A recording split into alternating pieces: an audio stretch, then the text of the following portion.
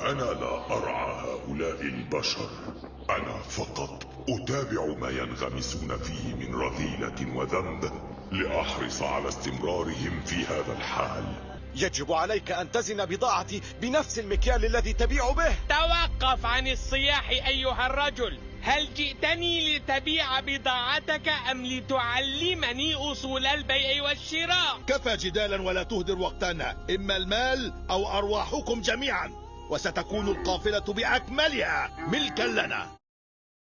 يا أيكتنا باركينا وامنحينا لطفك. يا أيكتنا يا أيكتنا يا زاهية يا باهية عفوا. يا أيكتنا يا أيكتنا جئناك يا مباركة حاملين القرابين. يا أيكتنا يا أيكتنا جئناك يا مباركة مسرعين مهرولين. يا أيكتنا يا أيكتنا لا تردي أملنا وامنحينا رضاك. يا أيكتنا يا أيكتنا وأطيلي عمرنا من بعض روح سماك. يا أيكتنا يا أيكتنا أيكتنا يا أيكتنا.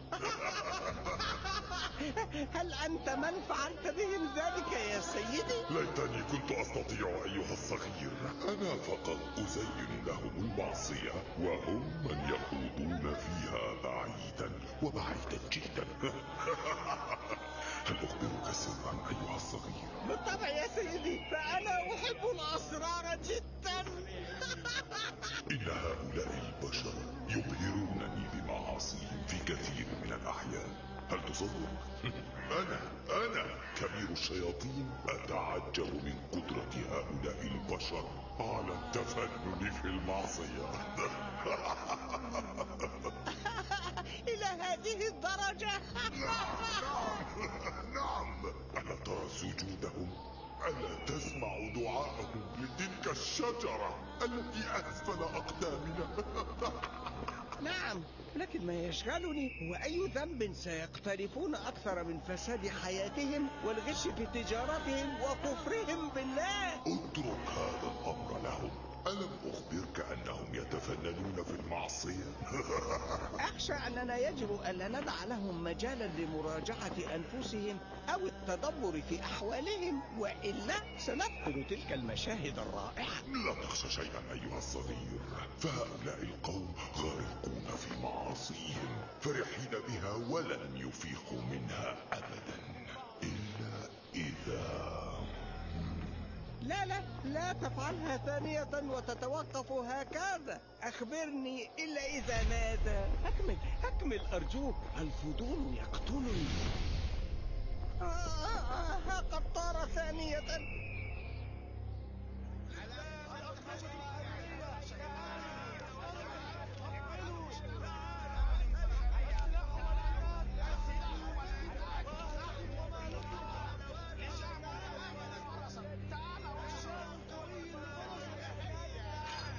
ما هذا الحجر الذي تضعه أسفل الفاكهة؟ هذا ليس شأنك.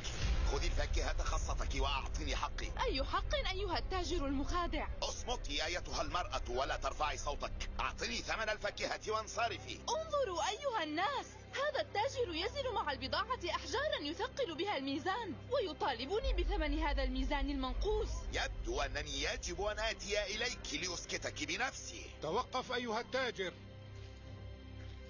ماذا يحدث؟ أنا كبير تجار هذا السوق، لماذا تصرخين في السوق هكذا؟ أخبريني ولا تخشي شيئا. سيدي كبير التجار، هذا التاجر يغش في الميزان، فلقد رأيته بعيني وهو يضع حجرا أسفل الفاكهة لينقص من وزنها كفى فهمت.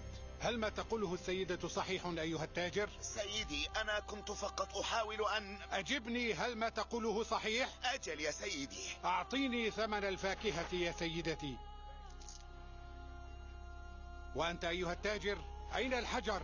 أعطني الحجر. هذا هو الحجر يا سيدي. حجر ضخم فعلا، يا لطمعك وجشعك. إليك ثمن الفاكهة. شكرا يا سيدي. وأنت يا سيدتي إليك فاكهتك. ها؟ ولكن ميزان الفاكهة منقوص يا سيدي كبير التجار. أعلم ذلك يا سيدتي، لا تتعجلي، سيصلك حقك كاملا. ها هو الحجر، هل رضيت بميزان فاكهتك الآن؟ أنتم لصوص، جميعكم لصوص غشاشون، لن ترضى عنكم الأيكة أبدا أبدا. بل رضيت وباركت لنا أموالنا وتجارتنا وغشانا. أيها الناس، أيها الناس، أفيقوا مما أنتم فيه وارجعوا إلى الله العدل، وكفوا عن الغش والخداع والسرقة ونهب أموال الضعفاء. كفاكم فسادا وإفسادا وكفرا، إني لكم من الناصحين. من هذا الناصح؟ إنه خادم شعيب يا سيدي. ائتوني به. أيها الغلمان، أمسكوا بهذا الرجل وأحضروه هنا أمام كبير التجار. تعال إلى هنا أيها الرجل. دعني وشأني، دعوني.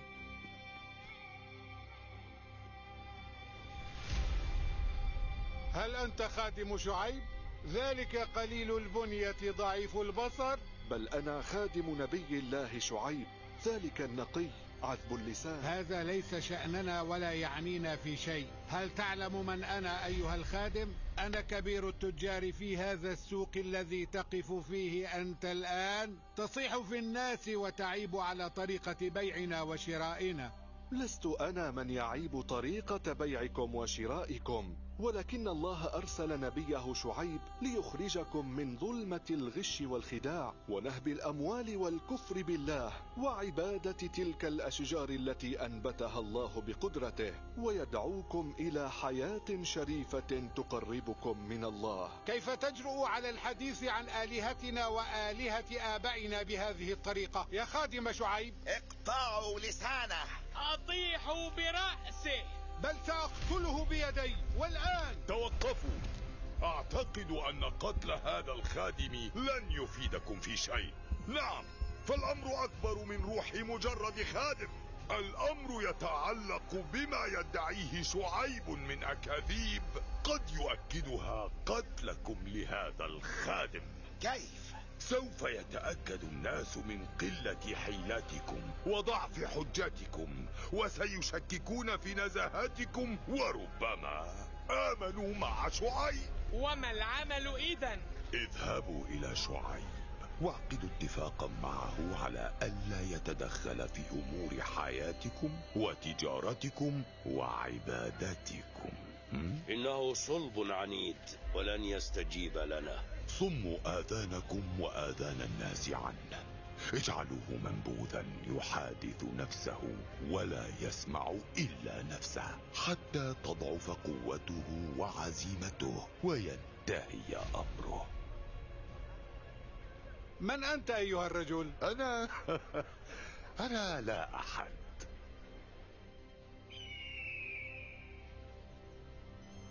أنا لم أعد أحتمل، لقد فاض بي الكيد. ماذا يريد منا شعيب؟ هل سيعلمنا هو وهؤلاء الفقراء الذين يتبعونه كيف نعمل وكيف نعيش وماذا نعبد؟ إنه يحلم. دعه يقول ما يقول يا كبير التجار. وكما قلت، جميع أتباعه من الفقراء قليل الحيلة الذين لا يقووا على مواجهتنا. أنا مع هذا الرأي. لماذا نضيع وقتنا ونجتمع للتفكير في هؤلاء الذين لا قيمة لهم؟ نحن نسيطر على القرية بأكملها، ويمكننا أن نسكت أي أحد بالقوة إن أردنا. وشعيب وهذا وأتباعه هؤلاء يمكننا القضاء عليهم ونحن نتنزه في القرية. رغم اختلافي مع شعيب وأتباعه، ولكني لا أرى ضرورة لقتاله أو إيذائه. لو لم يتم إيذاؤه هو وأتباعه فإنه سيتمادى فيما يدعو الناس إليه، وقد نندم على عدم قتاله وقتها بعد أن نفقد كل شيء. جميعنا هنا يعلم أنه ما يتحدث إلا بالحق، على الأقل في أمر تجارتنا. وتعلمون أيضا أننا نخدع الناس في البيع والشراء، فأرجو أن نتعامل بقليل من الحكمة ولا نتمادى في أخطائنا. تتحدث وكأنك لا تخدع الناس مثلنا. أنا لم أقل إني لا أشارككم عاداتنا في الخداع في التجارة، ولكن هذا أقصى ما أستطيع القيام به، ولا يمكنني أن أستبيح دماء قومنا وأهلنا حتى لو كان ذلك سيؤدي إلى إفلاسي. هل تلمح أنك لن تشاركنا تجارتنا بعد الآن أم ماذا؟ أنا لا أفهم. ليتني أستطيع. اسمع أيها التاجر، نحن سنفعل أي شيء لكي نحافظ على تجارتنا وأموالنا وعاداتنا، أي شيء. هل فهمت؟ الأمر ليس كذلك. نحن نريد انتصارا بخبث ودهاء وليس ببطش ودماء. فكلمات هذا الغريب الثري ما زالت تدور في عقلي وكأنه يرددها طوال الوقت. كيف يكون هذا الانتصار الذكي يا كبير التجار؟ لا يمكننا أن نخطط لهذا الانتصار الآن، فخطتنا ستبنى على حديثنا مع شعيب وموقفه مما سنعرضه عليه.